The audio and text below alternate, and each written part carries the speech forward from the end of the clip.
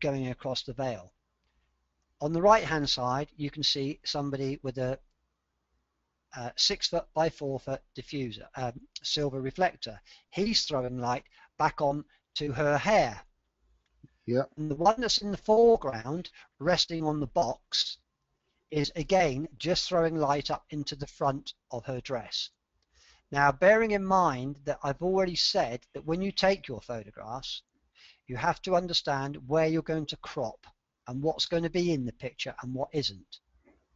So if you notice, you'll see that the reflector on the floor, which is a silver one, is just below the plinth that's running across the front of the picture.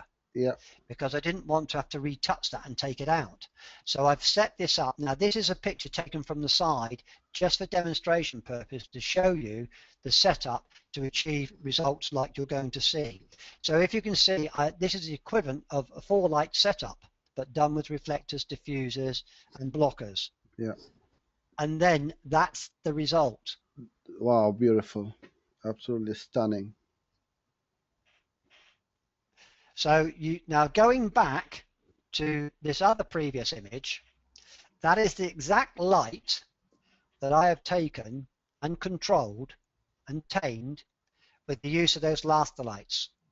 I mean, if you want something perfection, it takes a little time. Yes, I know there are people going to say, oh, you've got 3 people there, but many times on a wedding I will have the ushers and the best man doing this for me, along with my assistant. So going back from there, you can see now that although we've got the general view in, the background is the wall behind her, and you can see that I've cropped now exactly where that 6 foot by 4 foot reflector is underneath, and the width now has been contained without the reflectors and the blockers in. Yeah. And then all you need to do is, because you've got your exposure correct, all you have to do then is work on the pose and the expression, and then just execute the job. Put it in Photoshop, put a nice tone on it, and you've got a great image. Yeah, if you shoot it correctly in camera, you will save a lot of time post-processing and in Photoshop. Now, everything that I shoot is manual and it's raw files.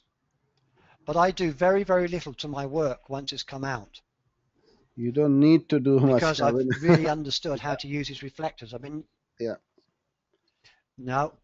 using these reflectors for a long time. Yeah. And they are, I mean, I very, very, very seldom use flash. If I do, I would have to use the Elinchron Ranger pack.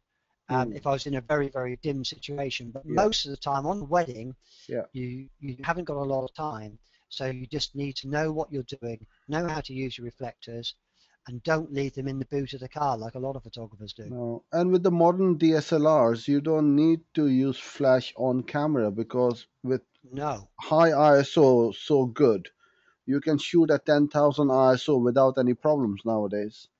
I know. I mean, things are really easy now for photographers. But if you look at this image carefully, and if you look at the bride's face, can you see the little patterns of light on her cheek? Yeah. That's the type of thing that you're looking for, with what I'm looking for within my photography.